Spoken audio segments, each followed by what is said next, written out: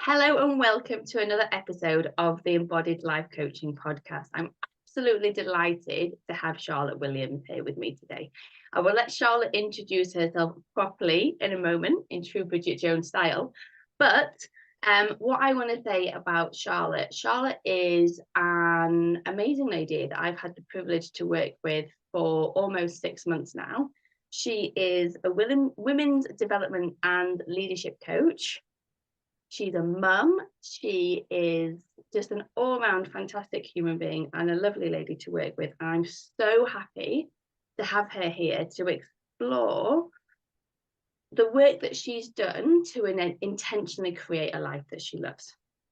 So Charlotte, hello, welcome. It's absolutely lovely to have you here. Thank you, Louise, and big thank you for having me. And I'm really excited and curious to see where our conversation goes today. Lovely. So is there anything that you would like to add to my introduction of you, just so that people know a little bit more about who you are? I'm slightly blushing at this point, and thank you for the lovely introduction. So I am all of those things. I'm Charlotte, and I am a mum of two very feisty girls who require a lot of my attention and a lot of my energy right now. I predominantly work as a coach in the leadership women's space, and I really work mainly with women to reconnect with themselves and to live the lives they love. I love that. And so it's interesting because in the work that I've done, a year ago, I changed a little bit my focus from being creating an extraordinary life on your terms to being more focused on like, oh, your childhood was difficult and all the rest of it. And what I've realized in coming full circle back to create an extraordinary life on your terms is that stuff is all part of it. But the big picture is, how do we have the life that we want to have? Because that's what we want really in the end. So it's so lovely to have you here. We feel very aligned. I love that we're aligned this afternoon. It's great. And so I predominantly work one-on-one with women. I lead group coaching, and I often work with small groups of women, and I call them lean in circles. So it's bringing women together who've got similar needs and wants from life, and they realise very quickly that they are not unique. I call it uniquely normal. They're not unique. They have the same challenges and needs, and so they work together over a period of 6 months to really kind of uncover and address all of those needs. And I also will work within the corporates to help teams really connect with themselves and their purpose. Brilliant. Go on. And I also work in corporate. So I have two halves of my world that make my world whole and really allow me to have the role that I love. I work for a global media organisation, and I work in the organisational development talent space. I work part-time and predominantly work with fantastic leaders who are striving to create something very special in the media space. Lovely. Yeah, so you really bridge that gap between understanding the life of the employee and everything that can bring, and also understanding the life of the entrepreneur and everything that can bring. Of course, absolutely, those two things. I think one of the big things I often find for the women that come to me, often is a real disconnection, is this life in corporate or this life right now doesn't fit me, and I would like to explore something else. And I'm going to do something else. And what we tend to kind of explore is, does it have to be all? We work with, you get sort of told in society that you have one way of progressing and being rewarded in life. But actually, I really work with women around the end. And that's really how I'm creating my life around. I can be a coach and I can work in corporate. And those two things are working really, really well for me right now. Brilliant. I love that. And I want to get into more of that working with the and later, because I think that's a really important thing of what you do. So talk to me a little bit about intentionally creating a life you love. What led you to that? Because a lot of us just go around living our lives a little bit on autopilot. We don't really think about it until something happens and it's like, okay, no, actually, this is not the life that I wanted to have. How do I do something on purpose to bring myself more in line with what feels good for me? And I think the in-line piece really resonates with, and I'll try and keep it very, very short. I think my life probably is quite parallel to other people's lives in the sense I went to school, I did okay.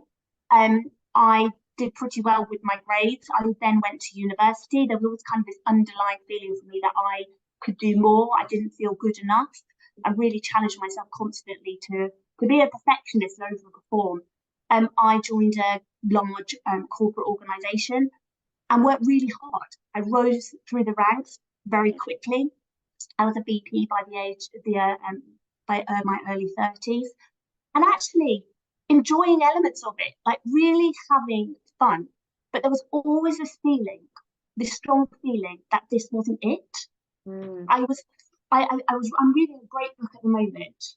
I'm going to check the name, it's actually on my desk. It's Matthew Lesser, and it's about being unfulfilled, and it's around you can thrive in life, but you still may not find fulfillment. And that really resonates with me, because even though I was thriving in having loads of great experiences, clearly doing something well because I was getting promoted and my teams were getting larger and my responsibilities were growing, but it just didn't feel enough.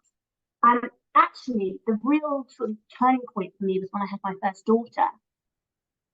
My way of being was just to work really hard. That was kind of who I was and how I figured life out. So I would work weekends, I'd work really late into the evenings, just volume and really thinking about things in detail, and being a perfectionist was my MO.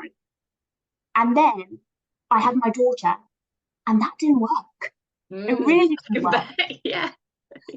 And I had to be responsible for this little person. I couldn't put the hours in anymore. Traveling was really challenging for me because I had to figure out how she was going to be looked after. And then there was no break when you got back. You go from being in an office, delivering loads of stuff, going to lots of evening events, and then there was no downtime. I was hit home. And so ultimately I felt burnt out and was completely overwhelmed. Not recognizing it, and in true Charlotte style, just pushed myself harder. I was like, right, I just sleep less. I won't eat so well. I will just find a way of my daughter getting covered at the weekend so I could put more hours in. And it just got worse. Actually, if I kind of reflect on my journey now, and I do reflect on my journey, I just pushed my body into complete overdrive. And I wasn't sleeping.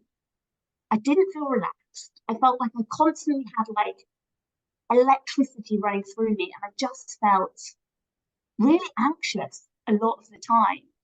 And I think the biggest sort of turning point for me was when I went to the doctors. I was like, I just don't feel very well. I haven't felt very well for a bit. I'm going to go and have a chat with the doctor. She was like, do you realise you have a temperature of 39? And I was like, oh, that was kind of a moment where I thought, maybe I pushed myself a little bit too much here. And so it was a real moment of like, this isn't the way that I want to live. And actually, I'd kind of checked out a little bit on life. I wasn't remembering days. I was just going through them. I was going to the office and then coming home, and I couldn't really tell you what happened in between. And so ultimately, I started working with a fantastic coach. I knew something had to change, and that's fundamentally when I really shifted my whole life, and really started to address the patterns that I'd learned that I thought were doing me well, which weren't. And we did a lot of deep work. And I then decided off the back of that, actually, what am I really good at? I'm actually really good. What I am really good at in my role is helping and supporting leaders. And so why don't I try some of this stuff? Let me go out and train myself and see what happens around that. And I've never really looked back from that point. It's just been a fantastic journey. And I think the intentional bit has been then figuring out, how do I make sure the whole of my world just feels like I love it every day? And I really have been intentional about sitting down and thinking through with my coach, what is the world I want? How am I going to create it? And it's not perfect. It's always going to be a journey, but I'm getting close to it, I feel. Yeah, I love that. And obviously I don't have children, and my story and background is different, but I resonate with so much of that. You know, it's when you go to the doctor and the doctor says, oh, this is my experience, what are your stress levels like? And your response is to burst into tears. You know that the answer isn't great. Or the answer isn't not great. So I love you sharing that. And so if we sort of track back a little bit, so you've had this experience, these aren't exactly your words, but I'm just going to say overworking to summarize. Overworking, there's a lot of perfectionist patterns kind of driving the behaviors, and then you have your first daughter, and it just doesn't quite work so much anymore because you can't give as much to work. You work with a coach and then you make these shifts. Like, what else changed? So when you sat down intentionally, like, well, what do I want to be different? What were the shifts and how did you make them? Because I think for a lot of people, they're like, well, yes, I mean, I'd love to be able to do that, but actually, how do I take those steps?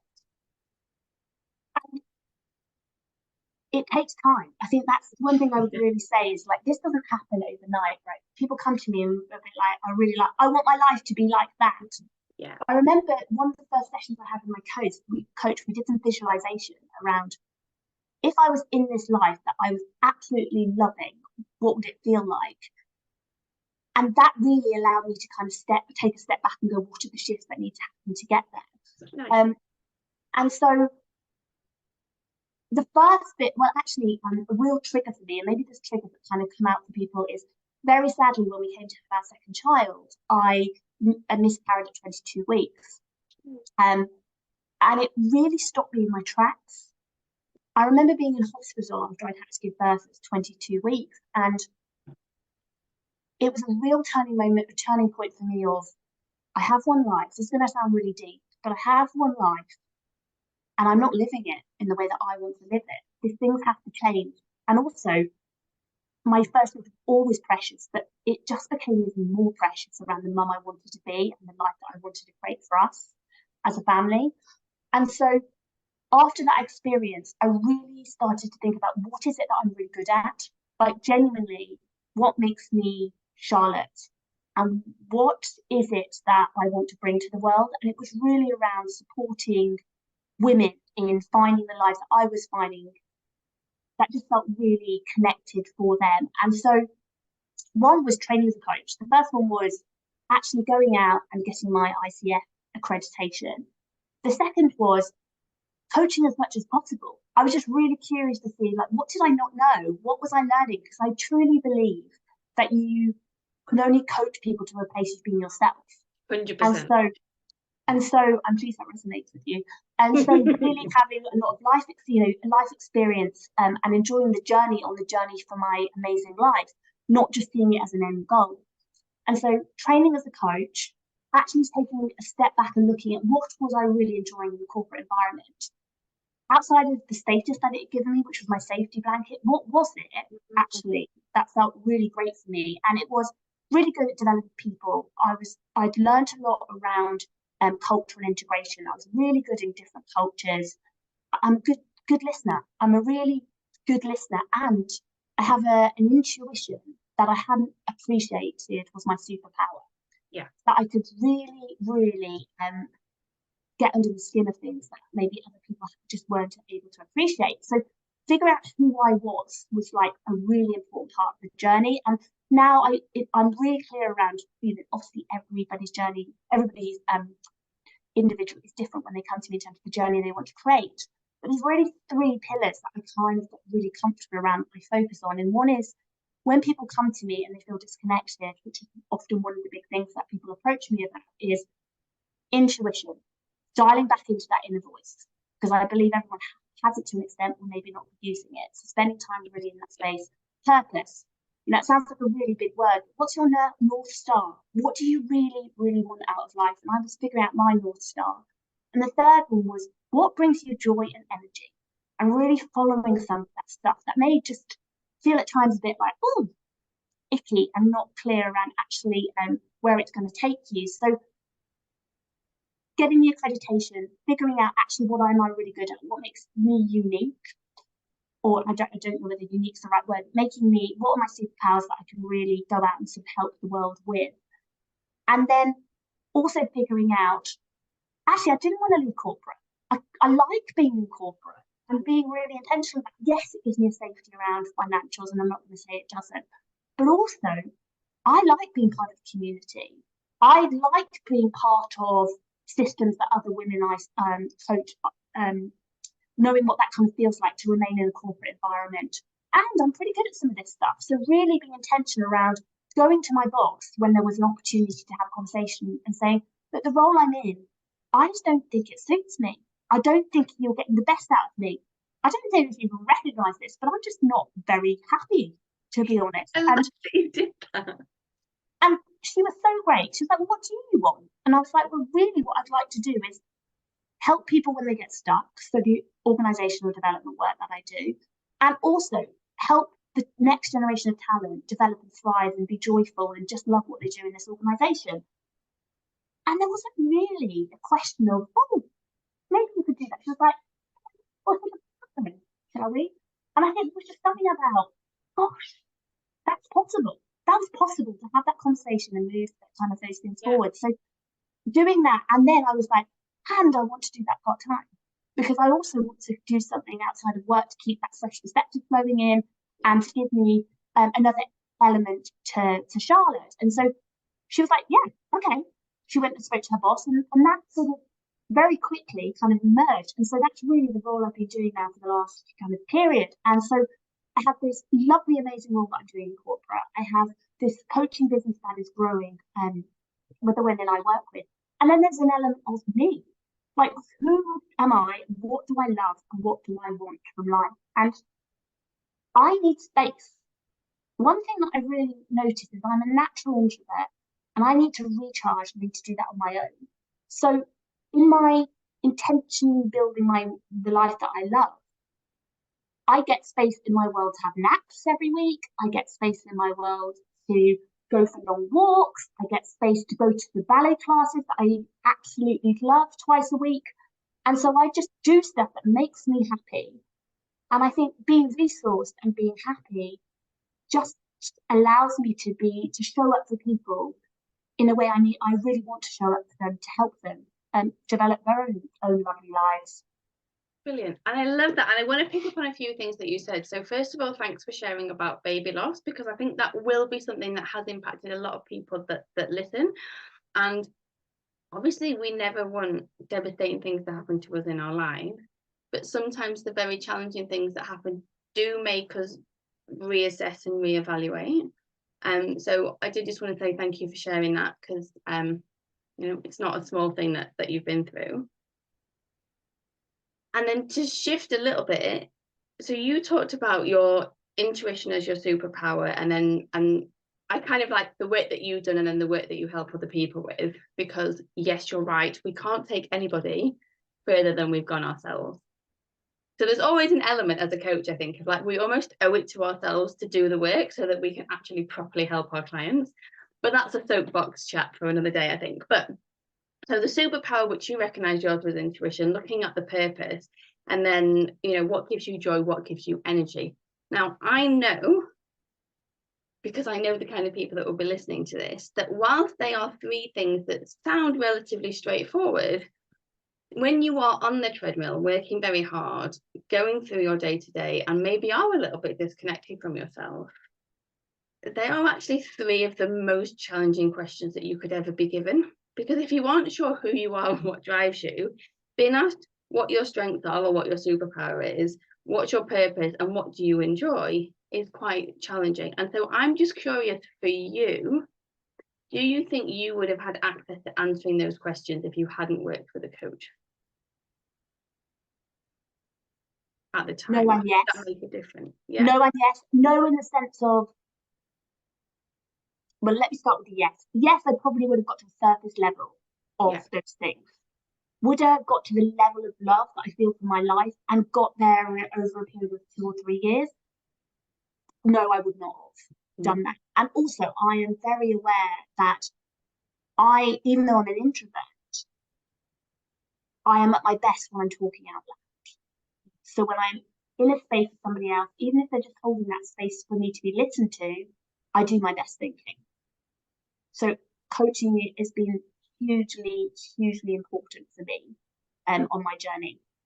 Yeah, I love that. Thank you. Because it was one of the things. So I would have talked about this, I'm sure, before on the podcast, because I talk about it a lot.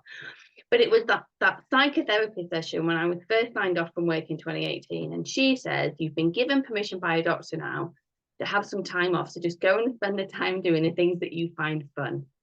And I was like, no, I don't know what that is. And it was in that moment that I realized not only did I not know what I enjoyed, and I really didn't know what I enjoyed, I've got no idea. I just didn't have a clue who I was. And so then so rather than just thinking I've been signed off from work, I'm then facing this existential crisis of like, well, who the hell am I? And I think that's so important to say because it's so common.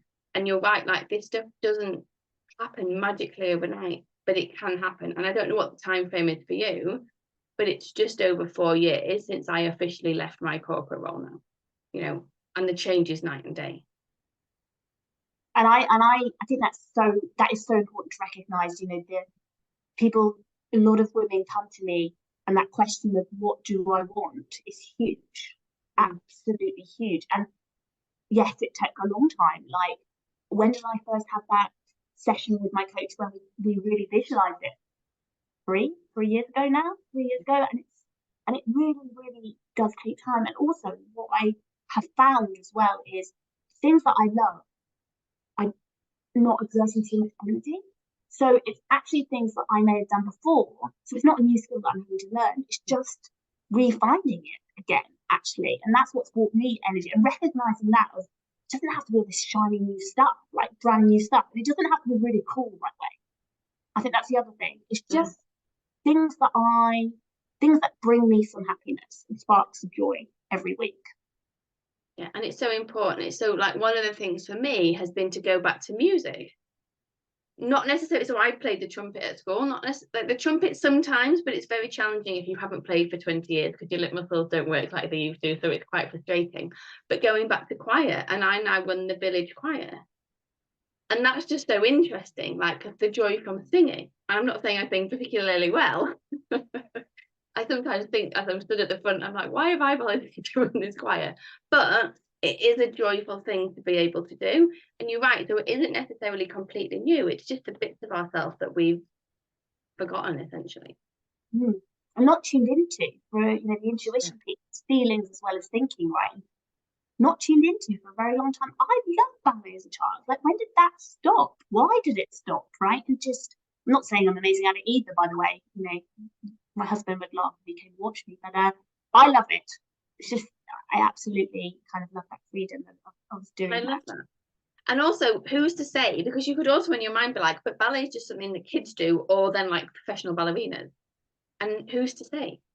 Who's to say? When it's creating a life that you love, and then in my terms, on your terms, who's to say? Exactly. Yeah. And so then, and you covered this, I wrote down as you were talking through, I was like, I wonder if she changed her role. And you did, and you shared about that. But again, I'd like you to talk just a little bit more about how you got to the place of being willing to ask, right? Because for some people, again, they'd love to change their roles, but they would find it very, very difficult to go and have that conversation of like, hi, if you notice I'm completely disengaged and not really enjoying my job right now, that would feel very confronting for them. So yeah, say more. I think it all comes back to reconnecting with yourself, right? And being really honest about, if I stay here and do this, and I'm here in 3 years, how am I going to feel about that? And that was a real moment for me when my coach said to me, well, you could not have a conversation. And then what? And I was like, I can't stay like this. This just doesn't feel particularly comfortable. But also, I think there is also something around recognizing the value we bring, right? And I often think about it and talk to my clients as it being like a piggy bank. You've often built up a huge reputation, particularly the women I work with. And there's a lot of great things that are in your piggy bank, but you haven't spent it. Right? At no point have I asked of anything in that organization. Obviously, they've been fantastic to me. The promotions have come and I've had some good development along the way, but at no point have I asked for any of that stuff. It's like it just happened. And so I was like, and I wanted to experiment with it. I think there was a bravery that really sort of came out from, look, I don't it needs, there's inner desire that something had to be different. And I was just like on a mission for it to be different. And so probably an element of bravery, but also noticing I had enough reputation, enough cash in the bank to spend it. Yeah. Yeah. And what was the worst that was going to happen? She said no, and I'd have to figure out what I was going to do. And as a very wise friend to me said, you've just got options. You may just not know where they are yet. I love that. Yeah. And it's so good. And there's several examples for me, like whether it's working with clients or my husband Nat, of those places where actually saying, this is what I want to work less hours, I want to change my role. You don't always get, you don't always get told no. Very often you get told yes, and Nat had reduced, this is going back a few years now, Nat had reduced down to 4 days, then 3 days a week. And then the bank he worked for asked him to be the finance director. But it had to be back up to 5 days. And he was like, no, I don't work on a Friday. If you want me, it's a 4-day role. And that's what he did. Sorry, Louise, carry on. No, I was just going to say, but how often do we have in our minds, I'm not going to get anywhere, my career can't progress, this is what I won't be able to do if I can't put myself forward. And it's like, well, if you don't try, you're never going to know. Completely. And I have a whole network of women that are my mentors who do this. They work part-time in something and they have their business. I wouldn't even say it's a sidekick. It's a fully functioning business. And I think it's just, we, as a society, it's moving on. It's moving on, and it's embracing those and finding people who are doing this stuff. I think that's the other thing as well. Go and find someone who's actually done this and have a conversation with them and figure out how they've done it. Because I did that. Actually, I went and had some conversations with some amazing heads of HR and HR people who were doing this dual aspects of the life, the Anne that I talked about at the beginning. And it gave me some ideas, and it brought some kind of strength to what the conversation I was going to have with my boss around, look, this is the good stuff that I bring. I really hope this is what's appreciated about me. And actually, it was shared with me because it's quite an open feedback from the organisation I'm in. But just reminding myself that if I was to use that more, it would bring more for them. And I'm already recognising that by playing and strengthening my strengths, the organisation's getting a lot more from me. Yeah, I love that. And it's so true. When we play to our strengths, we can perform at our best. So you came to work with me in November of 2022, and you joined my Address and Unlock program, and we've done some one-to-one work as well.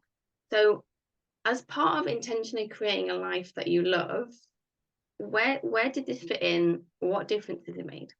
No, Louise, huge difference, a huge difference. So last year, there was a real moment for me of I've done a lot of work. I've done a lot of coaching work. I've done a lot of work on myself. I was out on maternity leave. I had my second child. And there was just this feeling for me of the mindset work that I had done wasn't enough. And I've had it forever, actually. When I really think about what goes on, what has gone on in my body, I had this level of electricity that I've already mentioned that just meant I felt constantly a low level anxiety to life. It just showed up with a level of anxiety. And I just couldn't shift it. I just couldn't shift it. It didn't matter how much I worked on my patterns. It didn't matter how many conversations I'd had. It just kept showing up. And it's when I really started working with you, we started to really talk about the nervous system and me understanding how much from the things that had happened in my life, how much I was storing up just a level of energy that just never been released. Yeah. And just the simple conversation we had, I was like, that's it. Oh my goodness, I'm holding all this stuff and I've got to let it out. And through techniques that you've supported me through, you can talk about this more. But for me, just orienting for pleasure, pushing my energy away, boxing it out, even noticing the feelings or the anxiety coming up before I even have a thought now, so I can manage it. I just feel so much calmer. I can feel it in my body. I'm sure I'm showing up a lot calmer, but I just genuinely feel a much calmer individual. Brilliant. And what about, and you said before we started recording about like, so in fact, let me not say that. Let me just ask you, what of that electricity anxiety feeling now? None. It just doesn't show up. I don't feel it anymore. It was huge. The electricity was a constant bolt. I just felt like, oh, something, I feel unsafe. I just felt a level of unsafe, like not feeling safe. And I just don't feel that anymore. I just don't have that running through me anymore. Yeah. So almost a lifetime of low level anxiety, feeling that electricity feeling, to it not being there anymore. And I love that you shared that, because that really is the power of the nervous system work and making that connection in our bodies and then doing the work to release some of that energy. Massively. And I think about my peers, it's like I always work with intuition and energy, but it's just so much deeper now, the work that I've done with you. It's not just the intuition that we sense, it's the feeling, like the deep rooted feeling of what is that. And often when you work with the feeling, really get to the root of feeling, which I'm sure none of the people listening are surprised by because of the work that you do, it just removes all of that friction that has come up. Yeah. For me, it's that difference between the email comes in from someone that you're scared of, but whatever, the boss you don't like. It's the difference between the email coming in, you entirely panicking, having to sit there and be like, I am safe, I'm going to take some deep breaths, I'm going to go for a walk, and I'm going to come back, and I'm going to try and manage this. If the email comes in from the boss and your body doesn't react anymore because you've worked through the pattern. And that's the shift. You can do all the work around mindset to manage it, but it's like, why would I want to manage it if I can just get rid of it? Why? Exactly. Why do I want to live with that, right? Why? Yeah. And just acknowledging also, as I work with I'm working with my clients now in a slightly different way, certainly not to the extent that you're working with individuals. Yeah. Just the release that they're feeling. And I had a client, I'm sure she will be comfortable with me sharing because we were openly talking about this. But she had a situation where she's left the job and she felt really, really still connected with that organization and felt very sad that the relationship had ended. And ultimately, by working through some of letting go of the energy and the trappings within her body, by the end of the session, she felt like she had fireworks going off and sparklers. And she could just see sparks of the future. And I'm sure we would have got there over a period of sessions with mindset work, but the speed, I couldn't believe actually the speed of what we've got through in half an hour of her releasing all of that energy. Yeah, it's a very, very efficient way of working. And what you might also find with some of that work that you've done there with her is that you're also, without necessarily doing it directly, helping her to heal maybe like an underlying codependency pattern as well, of like that attachment to things and how we attach. So it's lovely. And is there anything else that you want to say? Because I was going to ask you the question, but you've sort of answered it, about how the work that we have done has impacted the work that you do with other people. Because that's one of the lovely things for me when I work with coaches and therapists. They get all of the benefits for themselves, but also they can then go out and make a difference in the world too. So yeah, is there anything else that you would want to say about that? Well, that's the biggest surprise for me in being with you on Invest and Unlock. I was really hoping that I would put another part to my puzzle. I don't think the puzzle will ever be ended. I don't think life is a journey. But it was even big. It's probably a few parts of the puzzle got put in actually, as I'm thinking about it now. And I think it really got me to tune in to an even deeper level of my intuition that is there and is accessible, but I wasn't using. And so just when a client's bringing something up and we've worked through it and we're just not moving and something feels stuck, being able to drop into the body and really explore that, it is so powerful, and actually is somewhere that I want to continue to develop as a coach. So yeah, I wasn't expecting it to sort of breathe out into my coaching practice. I shouldn't be surprised, Louise. There's a comment around taking your clients as far as you've gone yourself, but it's been a fantastic learning for me, and also just something I want to explore more and more. I'm just absolutely fascinated by where this is going next. Yeah, Brilliant. And then the last thing that I want to ask you about, and again, I hope it's okay. I remember that you were also sharing in one of the earlier Address and Unlock calls that you'd used some of the tools that I'd shared with your daughter. Because I think, sometimes we underestimate like the ripple effect. A lot of times parents come to me and they're like, I don't want to pass on my patterns to my kids. And that's a big reason for why they're coming to do the work. But there is also like an in the moment you can make a change with them right now with some of these tools piece. So kind of my last question to you, do you just want to talk to that a little bit? Yeah, I'm more than happy to share. And so my little girl is 5. She started school this year, and it was a very anxious process for her. She was really, really anxious about starting a new environment. She was coming from a nursery where none of her friends were coming with her, so she was going into like a lot of new. And as we walked to school most mornings, there was this constant piece coming up from her around, I'm really nervous, to the point where sometimes it was tears and we'd have real emotions before she went into the classroom. And then you and I started doing this work together, and I was like, I wonder what happened if I just asked her some questions on the way to school. So there was a particular morning where she was quite upset, and I just said to her, "When are you feeling nervous in your body right now?" And she was like, confused, she didn't really get the question. So I then switched the question to something you always say is, "Where feels good for you right now?" So simplifying it for my little 5-year-old. She's like, "My feet, Mummy, my feet." Yes, the feet. My feet. And I was like, well, let's tune into your feet right now. Let's just tune to your feet and tell me, when you think about your feet, what feels good for you? And she was like, it feels like bubbles and it feels happy. And I said, what's happening to the nerves? And she said, I don't think they're there much anymore. And so we've been really kind of tuning in to her body and her feet. And she doesn't cry going to school anymore. And I do think it's been part of the journey where she's learning to manage that energy and releasing it and those emotions. So by the time we get to school, it doesn't feel such a big thing that she's holding. I love that. So before we wrap up, is there anything else that you want to share today? Just thank you. I think a big thank you to you for Address and Unlock. It's been a fantastic opportunity for me to let go of my electricity, which I've held for a very, very long time. And so I'm just really grateful for not feeling like that anymore. So thank you. Thank you. And thank you also for showing up and doing the work. Like, it's such a pleasure for me to be able to support people in this process, but you have to engage in the process.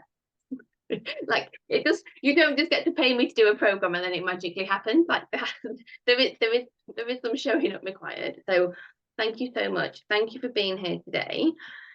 If people are interested in working with you or want to follow you, like I know you have a social media presence, where can people come and find you? Probably the easiest place to find me is my website, so charlottewilliamscoaching.co.uk. I post quite regularly on LinkedIn, so come and find me on LinkedIn. You can find out what I'm up to in the blogs that I'm writing, and follow me on Instagram. It'd be lovely to hear what's come up for people today, and I always love to have coffee, and I'm curious to get to know people, so do come say hello. So thank you, Louise. Brilliant. And so what we will do is I will get all of those links and we will pop them in the show notes so people can just click on them nice and easy if they want to get in touch with you. Okay, well, thank you, everybody. As Charlotte said, let us know what you're taking away from this episode. If you are enjoying the podcast, please share it with a friend. Leave us a rating and a review. Leave Charlotte a rating and a review. Don't rate and review me. Just rate Charlotte. And I will see you next week. Bye.